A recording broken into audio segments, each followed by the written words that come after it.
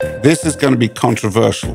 Boom. So I'm looking around the room and it was Marilyn Manson and Twiggy, Dave Navarro, Courtney Love, when she was going out with Ed Norton. And I was like, oh, this is quite a Hollywood moment. Oh, I looked at the movie, they're watching The Shining. When I first met Manson, those guys, I had this party at the house.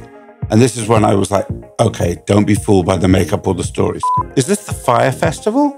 They go, no, it's the Virgin Galactic spaceship launch with Richard Branson going up in space. To which I was like, you bastard, I can't say no. So it's not about cash wealth, right? Because here's the thing, I have friends that are titled, lords, have big stately homes and are baroque.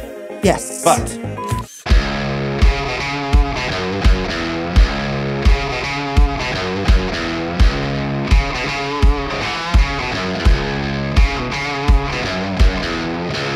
hello, and welcome to another episode of 90who10. I am your host, Jessica Entner, and I'm sitting here with my co-host, Dan Eisenstein. And don't forget to like and subscribe. I tell you at the top of the hour, just because I'll forget otherwise. Today, we have a dear friend of mine who I realized today that we've known each other for 30 years, and he happens to also know Dan from a completely different era, a completely different time, and for completely different reasons. So today we have entrepreneur, nightlife aficionado from both across the pond and this one. An all-around awesome guy. An all-around awesome guy who I used to play a game with. You don't know Nico, and who the fuck are you? So Nico Golfar is here. welcome to the podcast. Nico is gunning for a position here. I have a like feeling it. I it's feel it good. coming, I do too. I think you'd be a Funnily enough, fantastic addition. You know where the line, you mean you don't know Nico, comes from? No. Okay. I think it was 2001. There was a 9-page article in Los Angeles magazine called You Mean You Don't Know Nico? Yes. And I heard on the proverbial grapevine, we'll get into all that stuff, that Soderbergh, what's his name? Steven Soderbergh, directed Usual Suspects. Yeah, one of those, and a bunch of others. Yeah. I don't know if it was that. But No, the one with with George Clooney and J-Lo. Yes. Out of sight. Out of sight. Yeah. God, I love that movie. They did it. They did a piece on him that was 1 page. Yep. And rumor goes, who the fuck's this Nico guy? I love I it. swear on this? Yeah. You can say fuck, you So can say cunt, you can say all sorts of things. Maybe not the never C say word. it. Whoa. Actually, no, we use it Listen, like, we're unfortunately, British. we're British. So, sorry, Americans, because that word, although I've lived here for so long, I one still can't like get away saying with it. it. But it's a term of endearment. It's Cunty, don't be cunty. It's as loose as the word fuck. It doesn't have the power. As it does. My girlfriend has her favorite Sopranos line is "Don't get cunty." Right. That's exactly. And then once you just freely use it, it demystifies it. Exactly. Thank you for having me. I love having you. The funny thing is Dan asked you, and then I got all excited, and then we ran into each other, and I just had this flood of all of the things that I know about you, but let's start with the very beginning. Okay. Because you're not from America. No. Whatever This gave you that the idea. accent's from Ohio. It's a Berlitz tape, how to speak English. He's good at this. He is. He's really good at this. this. No. I mean, Just we wait. spent a little time on the phone before this. He should have been Graham Norton is what he should have been. Anyway. So I grew up in London, born and bred in central London, southwest, don't you know, darling? I'm a Chelsea boy, SW7. And I'm the youngest of 3. Elder brother, middle sister, and me.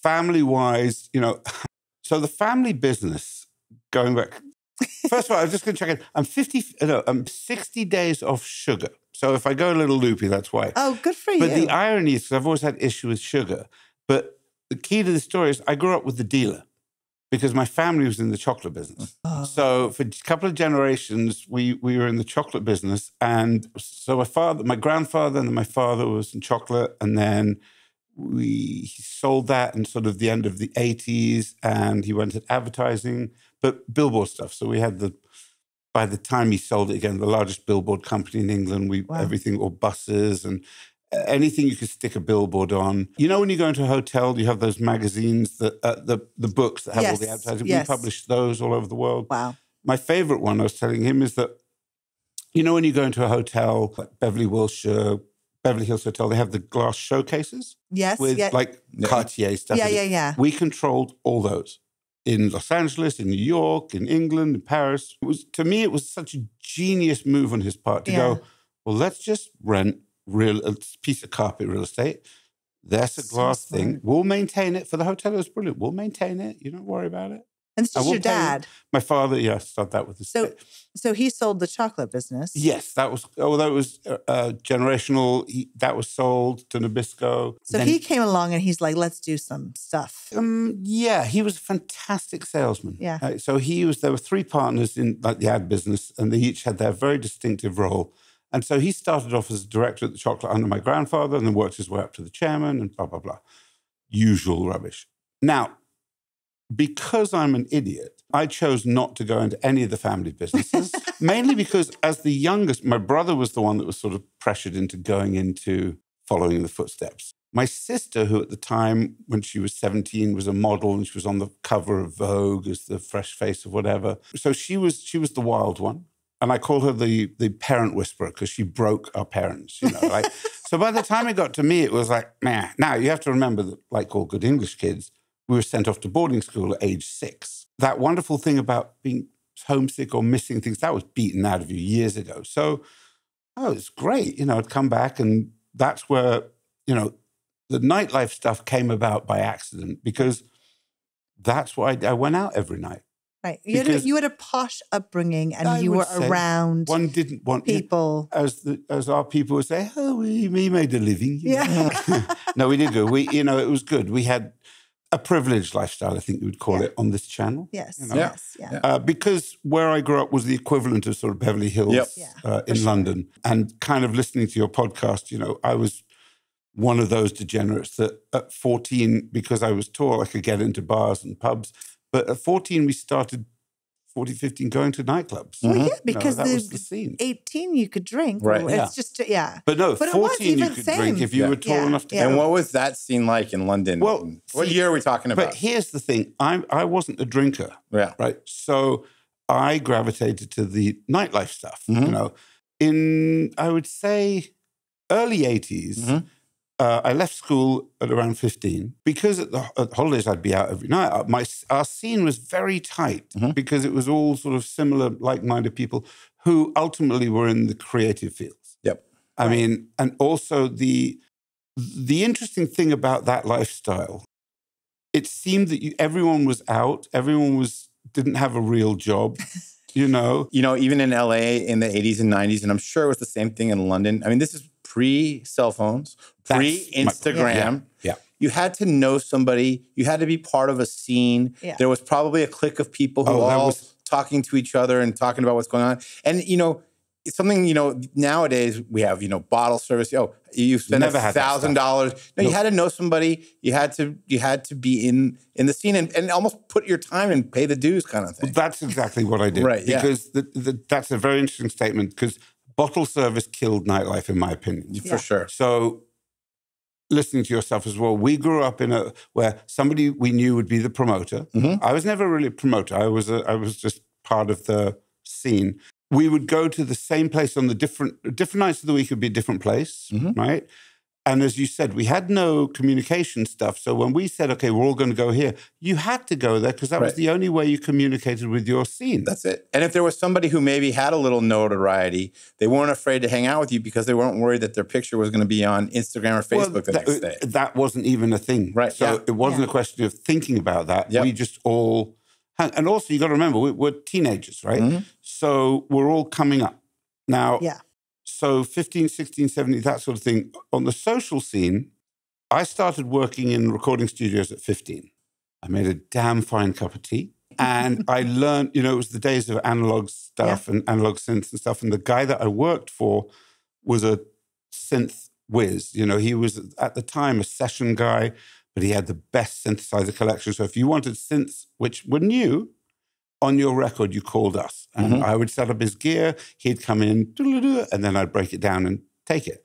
So by day, in the studio, and then afterwards you leave and we'd go to, there was a place on the King's Road called PopChips, which was a pizza place, and downstairs it had a bar, and that was our clubhouse. And you just knew to be there, and you had it here in LA, similar. And, it was pretty cool because that was your sort of life.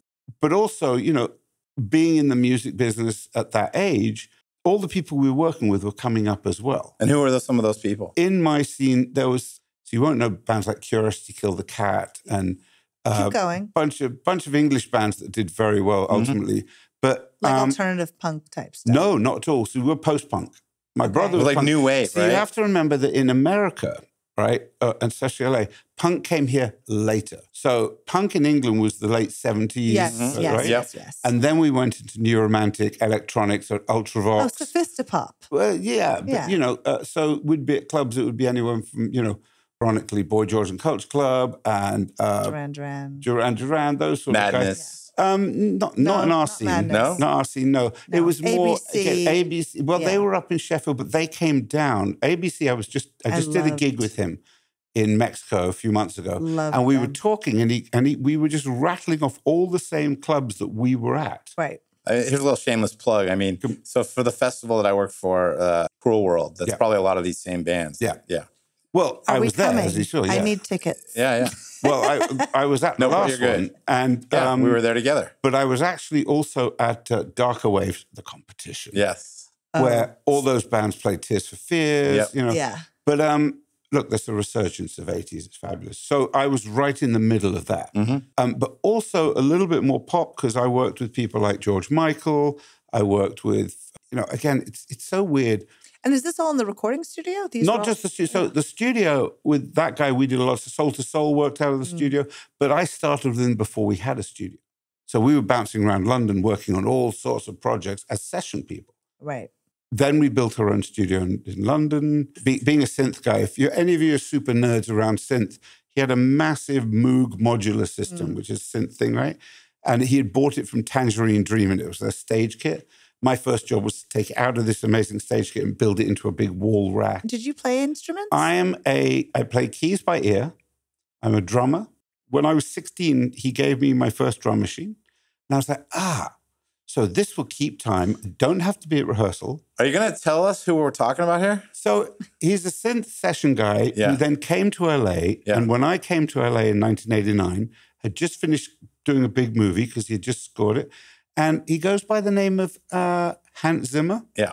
So I started with For those of you who are out there and don't know Hans Zimmer is... if you don't know who Hans Zimmer is, yeah. I mean, he's the biggest, movie music guy there probably ever was, composer. Yep. But also, I don't know if it was last year or the year before, did an amazing set at Coachella. Did you see that? Yeah, I was there. He about 25 years ago, we were in the studio and he was talking about why don't composers do... John Williams does the thing at the bowl with the screen and the thing and the orchestra and stuff. He goes, but what if we did it like Cirque du Soleil does it, where they're standing up and they're moving around and it doesn't look like your regular orchestra? It was amazing. So that was the start of the first of the world of Hans Zimmer. And I think that was 2 years because then last year was Danny Elfman. Yeah. No, but it was post-pandemic because there's only been 2 Coachellas since the pandemic. Danny was great too. Yeah. He was really good. He did the whole Nightmare Before Christmas thing. Yeah, amazing. Cut a long story short. So I worked with him for a long time in London. Then the funny thing that you guys heard was, so when I was out at nightclubs and stuff, I was at a friend's after hours one night. And everyone's had the munchies.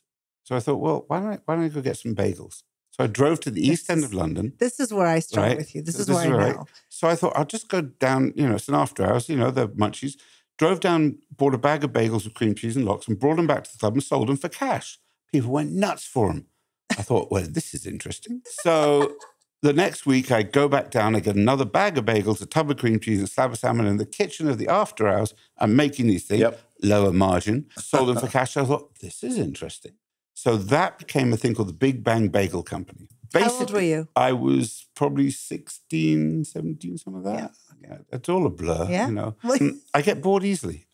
So how did you start working for Hans? Explain that to me. My brother is his oldest and best friend. So back in England now, teens, I'm now in radio promotion and management. And the company I work for, we looked after a band called the House Martins that then became the Beautiful South. And the bass player split off and did a project called Beats International, that'd be good to me, who then became a chap called Fatboy Slim. Yep. Well, I've known Norman since the 80s, right? Mm-hmm. So I've done a lot of stuff with him over the years. That was great. And then I'd done some touring with different bands in England. And in early 88, I did a record with a chap. I suppose his name was Andros. He did a record called Boogie Box, band was called Boogie Box High, and they did a Jive Talk. Mm-hmm. But the backing vocalist was like, that sounds really familiar, because we wouldn't tell anyone who the backing vocals was, right? Mm-hmm. But it was a young chap called George Michael. Oh. Now, in 88, he was... Yeah, blew up. But so it was all behind the thing, trying to help his cousin, whatever. So I then come to LA because Adam says, I'm getting married. You should come for 1 week for the wedding. It's going to be great. Adam Fast, yeah. A mutual friend of ours. So I was like, I just finished a tour. And there's the thing that happens at the end of a tour where you're like, oh. Because when you're on the road, that's everything, you know what you're doing, bum, bum, bum. And it was that sort of lost, what am I going to do? England's raining, miserable, you know. The fast pace so is slow down. I go, why the hell not? I'll go for a week, you know, it'll be great. So I get to LA and it's September and the sun's out and it's hot and it's amazing. And I'm staying up with our mutual friend's parents, right? Yep. And they go, well, here, borrow this car. And I was driving around a little BMW, 19-something BMW, the old one, you know, whatever. Yep. And I'm driving down Melrose and I hear my name and it's Jake Scott, Ridley Scott's son. And he goes, with this party, we're going to that party. I was like, everyone's in LA.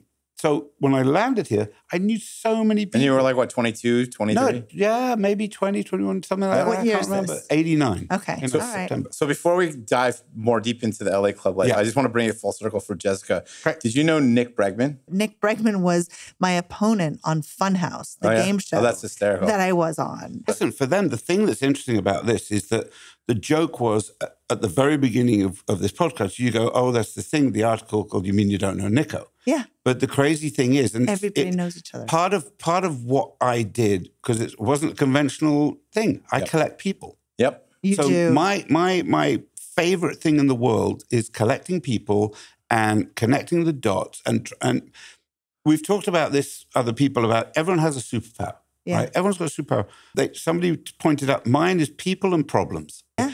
If you've got a problem and there's people involved, I'll find a way to solve it. My favorite thing is by utilizing, and it's what I do now for a career, is how do you solve a problem? Most problems are solved by relationships. Mm-hmm. How can I pick up the phone and find the solution to the thing we're trying to do? And so for me, the asset or the school, the university I went to was being out every night at nightclubs, because in the world that we live in, music, film, fashion are the core components. Models want to be around rock stars. Film people want to be rock stars, right? All revolves around, well, you know, sports people want to be it and they're now becoming it. But it was always that thing that you always saw the supermodels around the rock star, right? Don't forget the trust fund kid.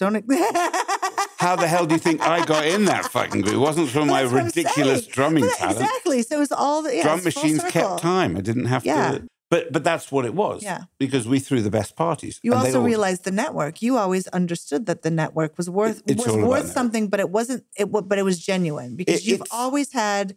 It's true. Like I met you when I was 18, which is fuckery in my head because I know how old I am now. Yeah. And I will never forget it. It was a party that Nico was throwing up in the Hollywood Hills. Oh, those ones. On Truesdale. We're going to get into his party. So you came to those. On Truesdale, of course. Okay, that's where I met you. Yeah. And I had my mom had this cape with feathers. Huh? And every once in a while I would get very dramatic. And I was, 18. And I had on one of those 1920s hats with like a veil and these stilettos and this like little cape on and like a dress that was probably made of gauze as one did in the 90s. And I remember it had just rained. It was like it is now. Yep. And I had these fucking stilettos on and I just kept sinking into the grass to the point where I took my shoes off and walked in mud. And Adam Duritz was very nice to me. Yeah. That's a good segue into how those came about. Yeah. Because again, I'm not a trust fund kid. Only because I spent it all by now. You came from a posh upbringing. No, I didn't. Can I just say something before we get into just the difference between LA and London, which I always thought was very interesting, or just England? Well, no, fuck off. I mean, sometimes you're right. However, when you grew up with with wealth in England, you don't shy away from that. Mm. You lean into it. You're posh. You hold on. Wait. You can. You're right. Not everyone, but there's a certain hierarchy and caste system in England that is actually become Sorry, I get all political and mental health. Give it a try. But it's glaringly. Like now we see it in the last couple, decades. We've seen it in America. But for the most part, people that grew up, like a lot of us in LA and Beverly Hills, kind of leaned away from it. Not everyone. Okay, so the caveat to that is we don't talk about money in England, right? It's not, because the difference is... That is fucking bullshit. No. His parents did That's your lot's perception of it, because here's the reality, right? Don't your lot me. I'm on the fucking peripheral. No. But what I'm saying is that in England, all we have to ask is, where did you go to school? That's what I mean. And the tone in the way you speak. Yeah. Okay, says everything. So it's not about cash wealth, right? Because here's the thing: I have friends that are titled lords, have big stately homes, and are baroque. Yes, but they'll still come to the parties and be at everything. And those amazing Gucci shoes with the holes in, and the shirt with the hole in is a Turnbull and Asser shirt, right? Because they are from the right family, right? So you can have loads of money, or you don't have to have loads of money, but you're still in. You can't buy your way in, which is ironic. So, in America, if you win the lottery... It's a family thing. Technically, we're immigrants, I suppose, because my grandfather came from Berlin, and my mother's family were from the Europeans that went to Singapore. And so they controlled trading out of Singapore. They were another level. Right. They put crazy rich Asians to shame, right? Right. Because back in the 20s and 30s, it was the Jews that ran trading out of Singapore, and the lifestyle was beyond. But like all good Jews, the Japanese came in and very quickly and either put them in internment camps or they scarpered. So a lot of them came to America or back to Europe and stuff.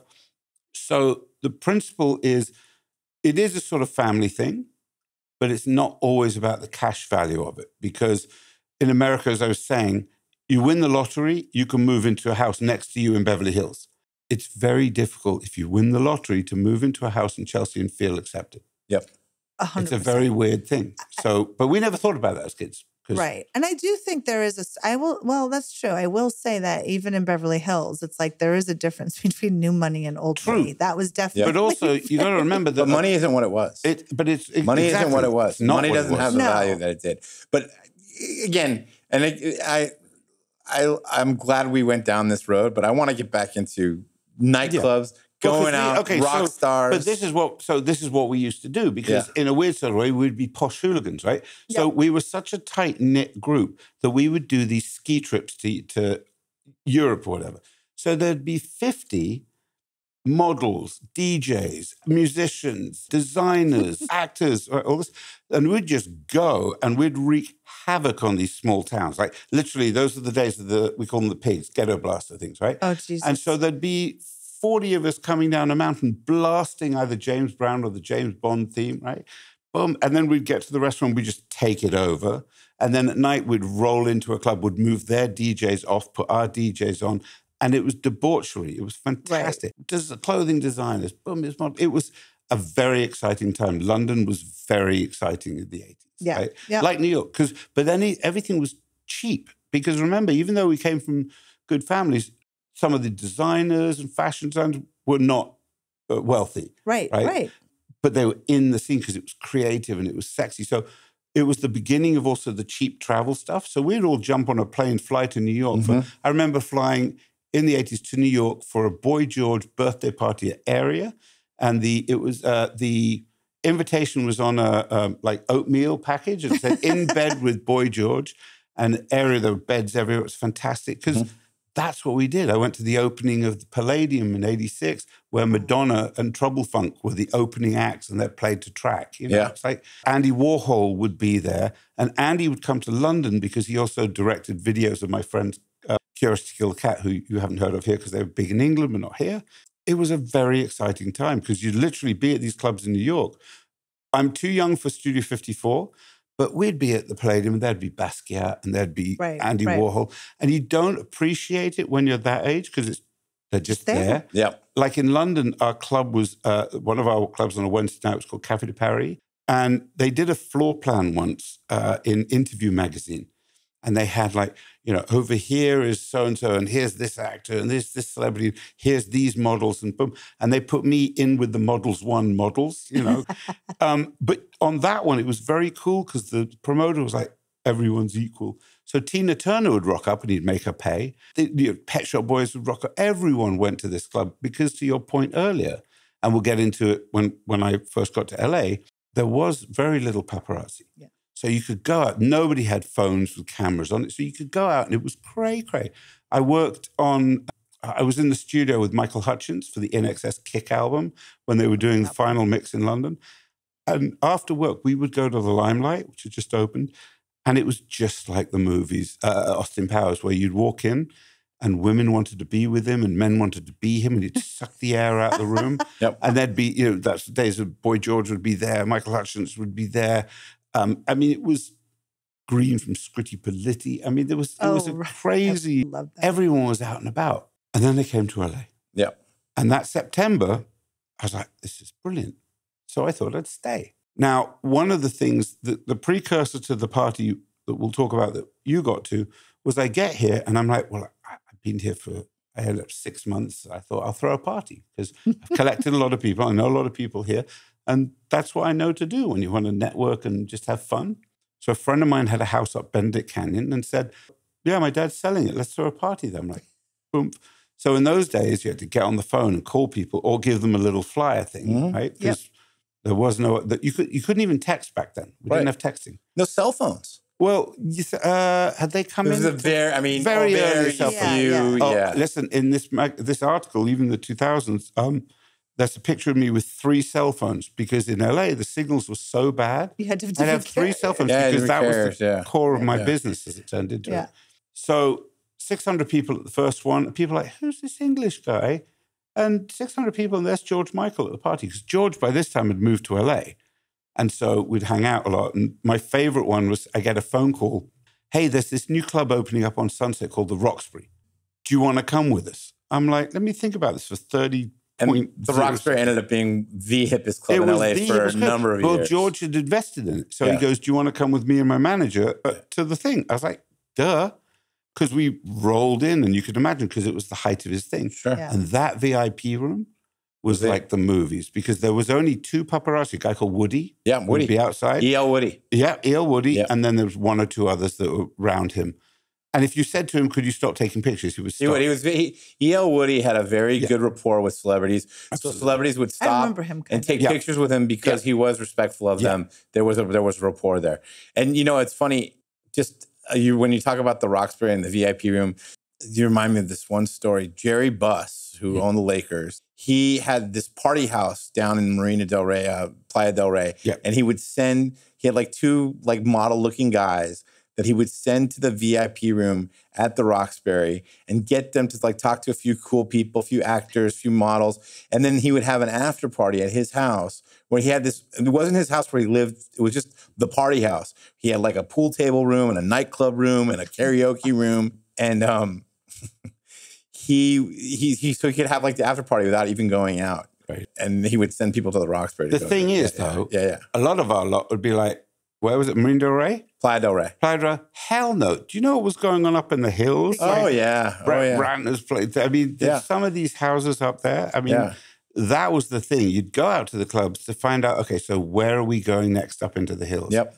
And then later on in the 90s, it was, you'd be at the whiskey bar at the Sunset Marquis Hotel. Which was another who's who for Johnny the music Depp, world. that was like his spot. Was there I remember ending up, I brought a bunch of people up to my house after another debauched night at the whiskey bar. Do you know Sal Jenko? Yeah, forever. Yeah. He was the Viper Room, though. Yeah, but he and Johnny were very close. Oh, well, because Johnny he was owned the Viper Room. Yeah, well, and Sal was on 21 Jump Street, too. Yeah. It was just another sort of crazy night at the thingy. So I said, okay, back to my house. And at one point, I'm looking around the house and people seem to have disappeared. I'm like, where are they? And I walked into my bathroom and I had a very weird bathroom with different levels and stuff. And all the girls were sitting around the bath looking up because Heath Ledger was regaling stories. I was like, such a Hollywood moment. So good. I've had a lot of those Hollywood moments where I've thrown parties. Your whole life is a Hollywood it's so moment. funny. But, the club scene, again, in LA. So I get to LA and it's everyone's here. So we were out every night. Did you ever go to Dublin's on a Monday night when Bolthouse did it? Yeah. But again, our crowd was following Brent Bolthouse. Yep. Hartwell, who did Guys. Ledoux was big in the 90s because we were going to Café des Artistes before Ledoux Cafe. I loved Café des Artistes. I remember the day that they moved the building that Ledoux was in up the road and put it in the parking lot at that place in Las Palmas. Yes. It moved up the street, and it was Michelle LeMay, whose boyfriend was this basically unemployable wannabe fashion designer who turned in, because his name was a chap called Rick Owens, who's now Rick Owens. Wow. But he was the starving artist that she was supporting with the restaurant. It was amazing. Yeah, and everyone would show up to that. But then one of the other things I ended up doing out here, which was a result of doing these parties, was I would get approached by people to go, how do we get these people to our party? So I was like, well, I suppose pay me. So I started curating guests for brands and stuff when they used to do these big brand parties. Mercedes. All this stuff. And that's turned into what Coachella is really about. I mean... Well, I actually was involved in the second Coachella because I was launching Vespa, the scooters, and I had done a big launch party with... I ended up having people like Anthony Kiedis and Chili Peppers zipping around town. I had Vin Diesel when it was the height of his, big car Harley type period, zipping around on it. Because I have a great Vin Diesel story. Oh, he was great. So, do you know Timmy Iannello? No. Timmy was an investor in Garden of Eden, and I lived at a condo in West Hollywood, and he lived across the hall from me. And for my 23rd or 24th birthday, I rented a huge party bus, and I got a suite. It was Rick Fox's suite at Staples Center for a Laker game. And I invited 20 people. And Timmy came. He said, can I bring my friend? And he's going to be a huge actor. He's going to be huge. And I'm like, okay, sure, yeah. And it was Vin Diesel. And sure enough, he turned out to be people have heard of him. I had one of those moments where, you forget that somebody said, can I bring a friend to a party thing? So my surrogate family out here was Jackie Collins, right? And her kids and stuff. We all grew up. 30 years I spent time with them. And back in the 90s, one of the daughters, probably 20-something, was having a birthday party.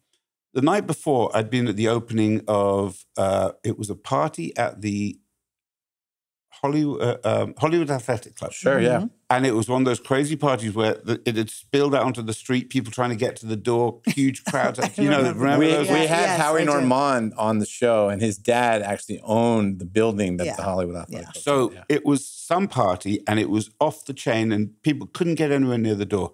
Now, by that time, I've produced a lot of parties in this town. I've worked with a lot of different people. So I sort of did the old wave to the door. When they see me, they're like, okay, come through. Oh, the best feeling, though, right? Wasn't it? So nothing better than that. Well, I learned that from the time I went to Roxbury with George Michael, because it just parted. I'm like, I like this. But that was how it was in London as well.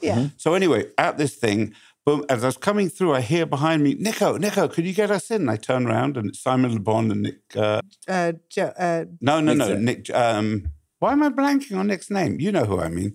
From Duran Duran. Nick Taylor. Nick Rhodes. John Taylor. So Nick Rhodes. Randy Rhodes. God damn it. So I'm like, they're with me. So we come in. And so I hadn't seen them for a bit. So I arranged the next day I was going to hang out with Simon, we'll catch up, whatever. So I go, we'll do that. But I just have to stop off at my friend's house, say happy birthday to her, and then we can go off and do whatever we're doing. So we go over there. And again, I don't think about this because I live it, right? So we walk in, and I'm saying happy birthday, and I introduce my friends to the parents, and the girls are losing their shit. And I'm like, why are they... fuck, I brought Simon Le Bon to a 20-something-year-old girl thing because he's all over their walls and stuff. It was like...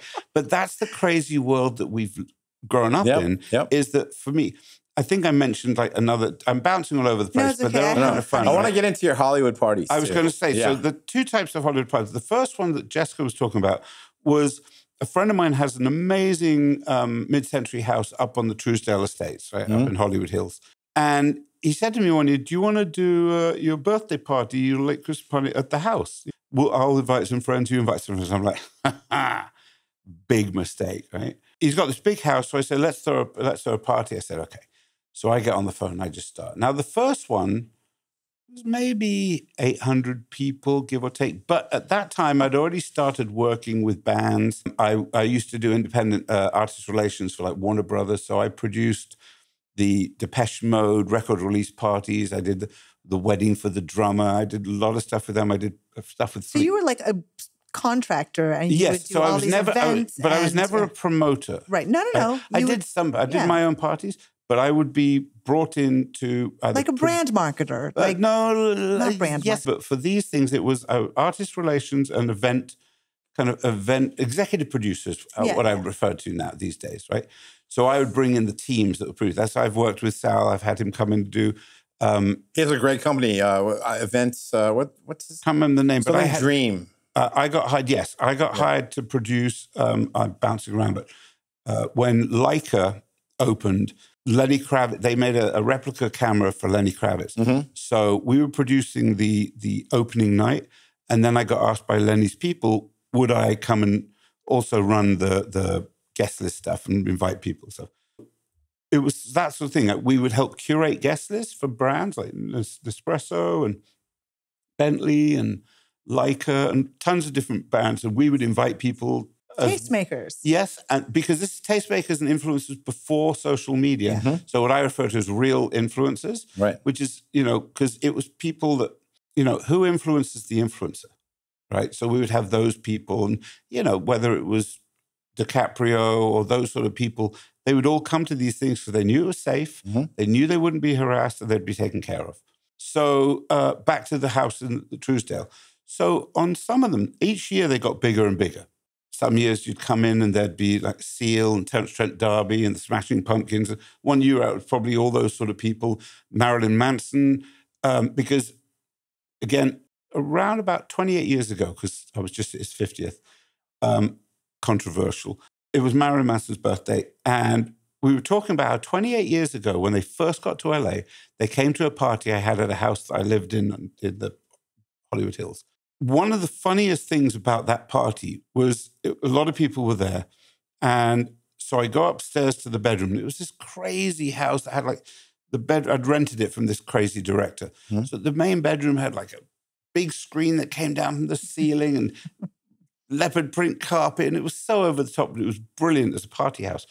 So at one point I go up to the bedroom and there's a bunch of people in there watching a movie, just like hanging out. So I'm looking around the room and it was Marilyn Manson and Twiggy, Dave Navarro, Courtney Love, when she was going out with Ed Norton. And I was like, oh, this is quite a Hollywood moment. Oh, I looked at the movie, they're watching The Shining. I go, it doesn't get better than that. Oh, my God. It was one of those moments, and a lot of people came through that house. But when I stopped doing those parties, and they were just, I produced them. It was, for me, it was, well, I didn't reproduce them. I spent money on security, booze, and music. Because there wasn't anything in the house. It was just really fun. When I knew it was time to stop, we'd got up to 2,500 people, right? This was about 5 years into it. And my favorite place to stand at any party or event is at the door with an earpiece looking like Secret Service. Because I'd stand at the door and people come up to me going, I'm one of Nico's best friends. You've got to let me in. I'm like, let me check. Bye-bye. So I get a call on the radio. Nico, you need to come over to the hedge on the side here. I was like, people are coming through the hedge. I'm like, so I go over there and there's two people have come through the hedge. And I look, and it's my friend Waldo, who's a hairstylist, and his number one client, George Clooney. I'm like, okay, we're done. That's it. George Clooney just came through the hedge to get into this party. There's 300 people waiting outside to try and get through, because I'd literally told security, if you let certain people in who are entitled in this town, you're not getting paid. Yeah. So because that causes more of a stir in this town. Yeah. If you don't get in, then when you get in, like that house that happened where we did the big Vespa launch, we took over a street in Hollywood, and it was a who's who of, like, from Rod Stewart to, everyone, right? And we made sure certain people couldn't get in. People, that I'm not saying names, because the buzz round town of like, what do you mean I couldn't get in? You couldn't get in. What did it? Was better branding than if, for the brand. Yeah, for sure. Because people kept talking about that party. Yeah. Not me. I love this town. I love this town. It's been so good to me over the years. And I mean, when you say you collect people, which is interesting, because I do think that's a wonderful way to put it, because you are more than just a network and you are friends with these people and you have long relationships just like you do. You and I are very similar in that way. You have a very distinct likability. I'm available for weddings and bar mitzvahs. Even though your sense of direction is fucking suspect. Took him 4 hours I blame it on Google Maps. He doesn't Don't blame know me. anything south of Melrose. No. Listen, true. our world, this is why when you say that, our world was border of Beverly Hills. You didn't go past La Brea. You don't go south of Wilshire. And west the valley. And Although I call Ventura South Hills because it's got the best sushi restaurant. It does. But on the other side of Ventura, then it's the He's valley. talking to an audience. This I'm is talking the best to the audience. I know. I've you never guys once wanna looked go. at the camera. No. So here's what I was going to say, just as we're talking about funny things and plus ones and dragging people. So again, I go way, way back. I don't even know how many years, but I still actually have a trinket from this wedding. Nico asks me if I would like to go with him to Gwen Stefani and Gavin Rosdale's wedding. I love it. It was you. See, here's the thing, peeps. I don't know whether it's age or whatever, but I forget everything. I forget you names. also know everybody. So But no. But I was bought a talking, hot young thing. No, I was talking about Gavin and Gwen's wedding, and I was like, I know I went with somebody, and I completely forgot. So that's just reminded me. It's me. And it's funny that I saw him the other day. But that was a very interesting way. It was Jennifer Aniston and Brad Pitt were there. Christina Applegate. I mean, everybody was there, and then. All right, do you want to go? They put us in the corner because he was with all of his British friends. Yeah. And they'd probably already seen, this was wedding number 3, I think. It was at Jimmy Iovine's house. Yeah. Jared Leto was dating Cameron Diaz at the time. I mean, it was Aaron who married Tony was at the wedding with Jared Leto's. I mean, it was literally like everyone. And I knew a bunch of people at the wedding. Not too long ago. Oh, that's funny. I haven't seen them in years. Anyway, they're great. I loved Aaron. And Tony was probably one of the most strikingly handsome people I'd ever seen in my life. Never had a crush on him. Saw him in person. I was like, holy shit. Who's this? Tony Canal. No doubt. He's a beautiful human. Very talented. I don't even know how to, he's just striking. Indian. Beautiful. Anyway, it was that. And I just remember going with you. We had a really good time. And I still somewhere have their G. No, their little, they gave, everyone has wedding things. The double G's and it's shaped in a heart. And it's like a little trinket thing. But yet I did bet put you us could in sell the corner. that for like $500. It wasn't that they put us in the corner. They put us on the table with all our mates from London. Yeah, but it was in the corner. Remember that we are hooligans. So they knew to keep us away from the real, like the J-Los and stuff like that, because we would have caused too much trouble. No, it was fun. We danced and all those guys were fun. You just said something there. Like Cameron was around all the time, like at the Viper Room, all that stuff. And what was really cool about her, Cameron Diaz. Right? The amazing thing about her, for example, is because she used to come hang out when we'd be at Manson's house and stuff like that back in the 90s. She was the most down to earth. We have to talk about that. But just so you know, anyway, it was great. I remember the switch when she went from part of the gang to superstar, because she was always very friendly, and we were at the Forum at some concert. I was like, hey, and she was like, hi. I go, you okay? She goes, I can't do anything. There's paparazzi all over the place. If I'm seen to be giving you a hug in the place, it's going to be. It was just interesting when you saw that. You can see that switch turn. Paparazzi. Yeah. Okay. Here's the thing. This is going to be controversial. Boom. When I first met Manson, those guys, I had this party at the house. And this is when I was like, okay, don't be fooled by the makeup or the stories. We're talking Marilyn, not Charles. Manson. Sorry, Marilyn Manson. Yeah. Right? Not Charles. So they came, well, you know why he's called Marilyn Manson? He took 2 icons. They take 2 icons. They all did. Okay. Yeah. Twiggy, Ramirez. Boom. Yeah. So anyway, sorry, I didn't just checking. They come to the party, all the makeup were like, oh, bloody hell, who's this? They came with a friend of mine who was a record executive. And everyone's like, ooh. At the end of the night, they come in the kitchen and can we help clean up? They brought in glasses that were out there.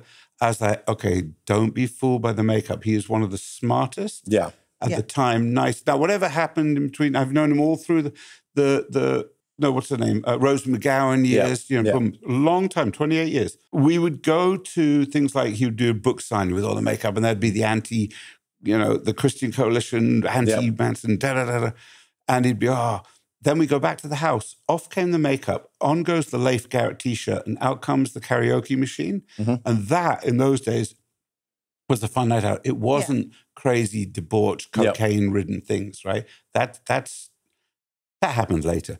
But, it happened, but it wasn't all But I the support, and just, I want to throw one controversial thing, right? Rose McGowan is the queen of cancel culture and, was there. Hasn't said a word about Manson. Everyone goes, first of all, you're dating Marilyn Manson, right? But she never came out with a bad word about it. Yeah. That, to me, speaks volumes. And I also know his character. But from just going back to what you were touching on about the network and why I call the company Nico Network and what we do now or for the last few years, I specialize in bespoke, high-end experiences for high net worth individuals and for C-suite kind of people. If you want something kind of cool, you come to us. If you want cookie cutter, you go to a regular concierge. Yeah, that sort of thing. But we'll take the rock and roll ethos and build it into your experience. And it's very white glove, a lot of hand holding. And now the key to that is the access we have. And so having grown up in this town and in London around people who've now become either heads of their things or pop stars or managing pop stars, or we were all up and coming when we were first out here in the 90s. I was just talking about that with somebody. And so for me, the company Nico Network is me and a network of experts in their field. It's not me. So I can now pull from a disparate group of people who are experts in their field. So no two projects are the same because I don't believe one group of people can do everything. So you've worked with Keith Greco. You've worked with Jeffrey Best. You've worked with all of the people that I remember coming up with. I think some of the best events. Yeah. Jeffrey Best was the, the maitre d' at the Olive. The Olive was the nucleus for our generation. Guy Oseary, who was now is Madonna's manager, but at the time worked for her as the assistant, and would be there most nights because it was open late. And Hollywood didn't have a lot of late night things. Mark Ruffalo, we call him the patron saint of bartenders because he was the bartender there. Jeffrey Best was the maitre d', who's gone on to be one of Hollywood's biggest event producers. It was Tracy Lawrence was there a lot, but that's a whole nother story. It was an amazing time because there was a lot of creativity. LA, well, you know better because you're from here, but it was a small town. It was a small production. So everyone knew everyone, and everyone came up together, and it was exciting. And when I think of all the connections I have to you, like truly all the connections I have to you, and they're all different. Clearly, we fucking know everybody. But Nico and I have only known each other for a few years, and we had a friend in common who said to me, he's like, "You got to know this guy. If you haven't known him already, you got to know him." And then I don't know how the fuck you guys miss each other. It's so weird. It's weird. As we've become more friendly and talk to each other, it is like 6 degrees of separation. Oh, it's two to 3 degrees. I don't believe it's 6. I was never part of one clique. It's one of the things that I actually, in hindsight, really actually liked about how I've always lived my life is that I'm a chameleon and I try to fit in any group. So you are involved in the nightlife in Los Angeles, obviously a big network. You have Nico Network going on. What are you doing now with that? And also, I know you've got some other stuff because you've always been a figure in the music industry. So yes, and again, like we were saying earlier, as a chameleon, I moved seamlessly through music, film, fashion, lifestyle, right? The thing with Nico Network in the last few years, we've done some very interesting things, right? Because as I said earlier, I get called in when there's a problem, which I love. A few years ago, I get a call from a friend of mine. Hey, we've got this big project out in New Mexico. Can you help us with what they're calling the guest experience? I'm like, yeah, it sounds fine. We need to do check-in, credentials, registration. Sounds rock and roll. Do that in my sleep. Brilliant. We've got 1,200 people coming in for this, 300 press. Okay, cool. Can you had your team handle the hotels in this town an hour away from the site? I'm like, yep, no problem. We need transportation to get everyone from there to the site an hour away. But you can't drive this. We have to have coaches and stuff to take them. Like, okay, yeah, sounds all fine. Catering on site. We need 1,200 people, food for this, plus 300 crew that are going to be setting it up. So we need 4,000 meals. We need to build the mess halls in the middle of the desert, all that. You've got to bring everything in. I'm like, these things don't faze me at all. Brilliant, love it. I go, how many months do we have to pull this together? They go 5 weeks. So I'm like, okay. So the network part of Nico Network is I reach out to a couple of friends of mine who own great companies, right? Design, production, We are one of 2 other companies that are working on this because there's an infrastructure company. I go, wait, 5 weeks? Is this the Fire Festival? Which was a festival that was a disaster. They go, no, it's the Virgin Galactic spaceship launch with Richard Branson going up in space. To which I was like, you bastard, I can't say no. So that was an example of where you utilize the network to pull in a team of about 100 people to nail it. And that's it. It's executive production. Yep. And it's production. And the thing is really when it comes down to like, if anyone who's under the age of 30 that's listening, your whole career comes down to your network. It's like sales and production. Yeah. Sales and production. And solutions. And no is not an option. Production and is solutions, that, by the way, I learned from Hans, working at Hans, because we missed that whole chunk out. So I get here in 89, in 91, I start with Hans. He calls me up. He goes, I hear you're in town. I've just finished Days of Thunder. All the gear's coming back to the studio. Could you help me for 1 week to set up the gear? I'm like, okay, I'm just partying, so why not? That turns into 5-6 years running his operations here in LA. Then I went off to do like... Well, wait, when you were working for Hans, you were given a great title by somebody we all know. Okay, so we were doing a film called Backdraft that was directed by Ron Howard. And we're in the studio at like 3 a.m, and he's doing the credits. And he goes, how do we describe what you do? Because you don't produce the score. You're not writing the score. You're not mixing the score, but you're like wrangling it all together. He goes, oh. So on Backdraft and Lion King and a bunch of movies that I did, my title's Score Wrangler. You love that? And that was Ron Howard. I saw him actually in Aspen a few months ago. I hadn't seen him in years. And what I love about this town is people like him. He goes, Nico. I'm like, how the fuck do you remember me? But these people remember. He's a great guy. Ron is a great guy. You're a memorable person. There's a few people in Hollywood, Ron Howard, John Voight, Clooney, that this is what they do. Yep. It's not who they are. Yeah. And Ron Howard is one of those people. Absolutely. Yeah. Not fazed by it. Yeah. Yeah. So did that. Then I done things like we produced an event on the Orient Express a couple of years ago, which was fantastic. So we do really exciting stuff. I was in Morocco, in Marrakesh, scouting to do an amazing corporate event for people. Are you still working with Culture Club? So we're on hiatus because George is now. So I got asked to come in and help. Back it up a little. So one of the things that I did out here was I worked with a couple of different music producers over the years. I was working with one, and my friend Roy Hay, who was the co-founder of Culture Club and wrote all the hits stuff, was working with this producer composing because the band had disbanded at the time. So when I started with Hans, I was like, you should come over and be one of our composers. So Roy Hay came over. It was great. He did a lot of stuff there. And so we've been friends for about 30 years. Just before COVID, we reconnected about 6-7 years ago. And he had bought a house out in Tarzana with a studio in it. So we were talking and COVID was starting to happen. Well, just before COVID. And he was about to go do some gigs with Culture Club. And he asked if I would project manage the rebuild of the studio. Great, super. So then we started doing projects and I became his executive producer for music. And we do film music and we're doing kids animated stuff. And so it was great. So we've been working together for a few years. And he goes, we're about to go back out on tour. What we'd love is we need somebody that has the sort of logistics skill I have, not a tour manager, because we have a tour manager, but just for the principal group, George, Mikey, Roy, and management. My moniker was assistant manager, but I specialized in logistics for touring. So I would look after them. It was fantastic. It was just something fun to do. So I've done... Were you on the road or doing... I was on the road, yeah. I went on the road because, the tour manager has enough to deal with the backing band and crew and all that sort of stuff. So my job specifically was dealing with promoters, looking after George directly and those and the key members of the band. Is that a big undertaking or is he pretty self-sufficient?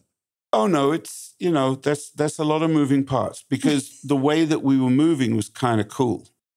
We weren't on a bus, let's put it like that, and there are certain legs that we were flying private and staying in nice hotels. So it didn't hurt. I was up for doing it. It was because it was more, for me, it was more fun than a career move. Yeah. Because Roy and I have this production company. We weren't doing any movies. So I was like, let's go. So it's great. So we're putting together another little project at the moment with George, with the band, and George will sing some stuff, and we'll do collaborations with other artists.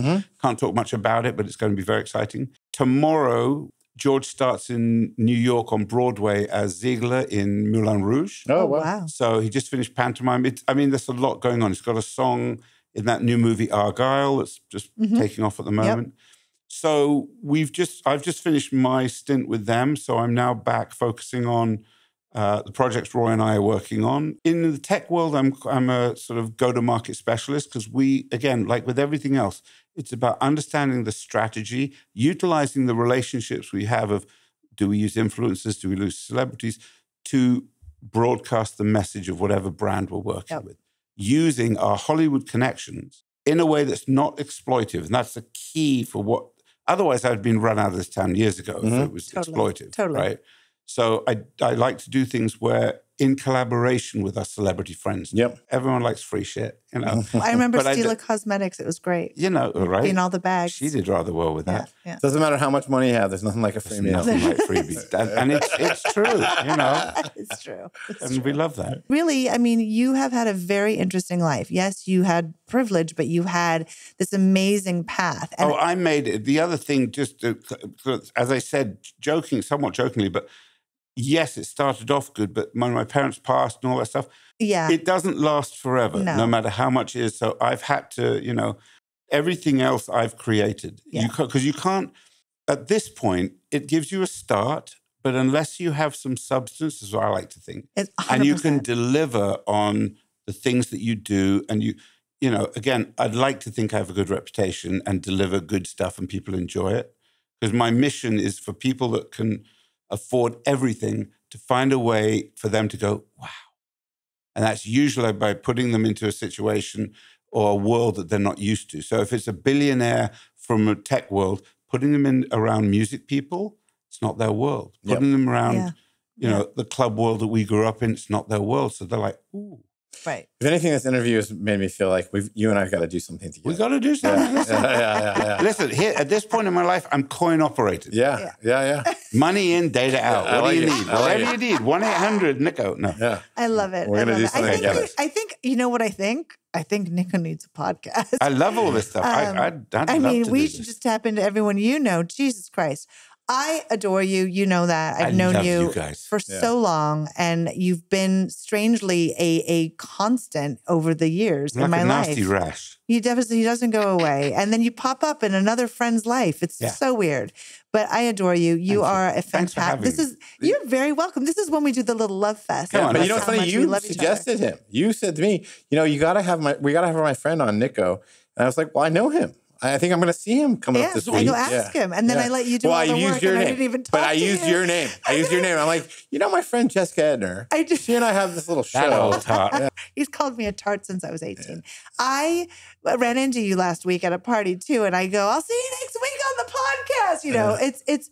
But this is fun, and this is something that, for us, too, I think Dan and I are both at that time where we realize, like, wow, we do know a lot of interesting people, and you have to lean into that and lean into your network and live your life and don't give a fuck what anyone thinks. I mean, that's kind of I never did. I've never really been good at that.